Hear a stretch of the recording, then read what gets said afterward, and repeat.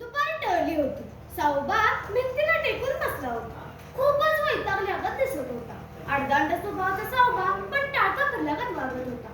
डोक्यात गव्याच्या कळपाचं भूत बसलं होतं. नुसता विषय जरी निघाला तरी त्याच्या जीवाची घालमेल व्हायची. त्यात त्याच्या बायकोनं अजून चहा केला नव्हता म्हणून त्याची तळपायाची आग मस्तकाला गेली.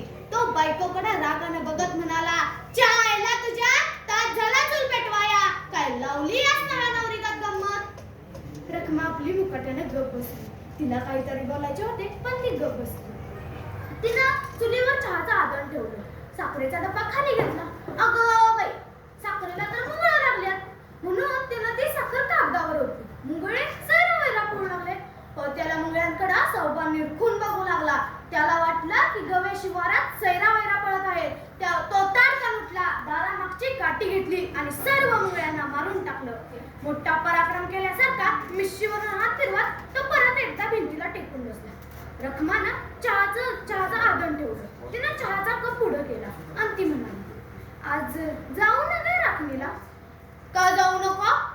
तुमची तब्येत काय होणार आहे? माझ्या तब्येतीला काय होणार? अगं रखमे, जित्रा पोटरीला आलाय, हाताच्या पोडावानी जपलंय मी त्याला. असं वाऱ्यावर सोडून मला झोप नाही लागणार. त्याच्या डोळ्याच्या कडा ओल्या झाल्या. त्याच्या डोळ्यातून अश्रू ओघळत राहिले. तो बाहेर आला. तो चावडीच्या दिशेने चालू लागला. त्याला तिथे पाटलांचा शिवा आणि शिंद्यांचा दादू दिसला.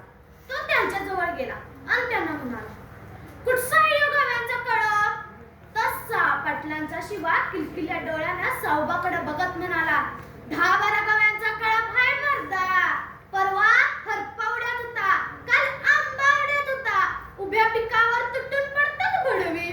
इतका वेळ तंबाखू मळत बसलेला शिंद्यांचा दादू डावा डोळा तिरका करत सावबाला म्हणाला, सावबा, आता नंबर आपल्या गवशीचा.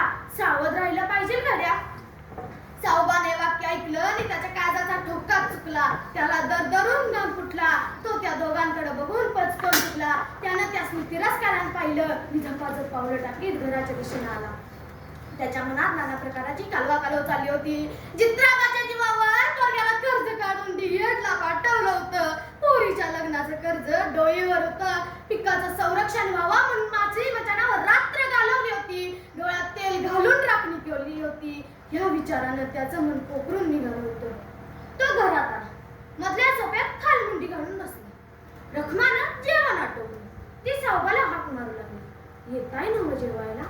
बधीर झालेल्या कानामध्ये यातले काही शब्द शिरला नाही. तो रखमाकडे बघत आत आला. रखमानं जेवणाचं ताट पुढे केलं. त्याला जेवण गोड लागत नव्हतं. त्यानं आड्याकडे बघत बघत कसं आपलं जेवण संपवलं आणि तो मागं सरकून भिंतीला टेकून बसला. अचानक त्याला आपल्या चित्राबाची आठवण झाली. दारात बँकेची गाडी वसुली पत्त्यासाठी उभी आहे असा त्याला भास झाला. तो ताडकन उठला. अंगात बारीक ताप होता. कुंडीचा कंदील घेतला. स्वतःची पुटपुटत भानुशीची काडीपेटी घेतली. कंदील पेटवला. डाव्या हातात काठी घेतली. उजव्या हातात कंदील घेतला. सावबाची घाई बघून रखमा म्हणाली, खूप थकला असा, कुठं निघाला असा? राखणीला. जेवला पण नाही. झालं बोलून? तुम्हाला ताप हाय, जाऊ नका. असू दे, तू येरवाई चहा घेऊन ये. एवढं बोलून तो पाय वाटेने मचानाजवळ गेला. काळा शार अंधार पडला होता. उभी पिकं शांत झोपली होती. त्यानं कंदिलाची वाट थोडी वाढवली. उभी पिकं शांत झोपलेली बघून त्यानं कंदिलाची वाट थोडी कमी केली आणि तो झोपी गेला. अचानक कुत्र्याने शिवार डोक्यावर घेतलं. कुत्र्याच्या आवाजानं सावबाला जाग आली. तो दचकून उठला. त्या काळा शार अंधारात कोणी सोबतीला नव्हतं. होता तो फक्त कंदील. त्याने कंदिलाची वाट थोडी वाढवली. डोळ्यासमोर 10-12 गव्यांचा कळप चित्राबावर तुटून पडला होता. त्याने वचनावर खाली उडी मारली आणि जीवाच्या कांतानावर रडला, अरे बाबांनो, अरे काय करा लागलाय? नका रे खाऊ माझा चित्रा. अरे हाताच्या पोडावानी जपलं मी त्याला. अरे फिरा माघारी. गरीबाची परीक्षा बघू नका. पोरग शिकतंय माझं. बँकेचं कर्ज काढलंय म्या. कळपातल्या एका गव्यानं सावबाकडे चाल केली. तो शत्रूचा शोध घेत पुढे आला. सावबाला धडकी भरली. नुसता डोळ्यासमोर अंधार दाटून आला. त्याने स्वतःला सावरत मचाना खालची काठी घेतली. गव्याने सावबावरती हल्ला केला. सावबाने प्रतिकार केला पण आता कुत्र्याचं काही काढणं थांबलं होतं. घटकाभराच काय झाली. जित्राबाचा सुपडा साफ झाला होता. मचानावर सावबा दिसत नव्हता. पण रखमा पुढे आली आणि बघते तर काय तिच्या हातापायात वाराच गेलं. एक जीव गेली काय तिच्या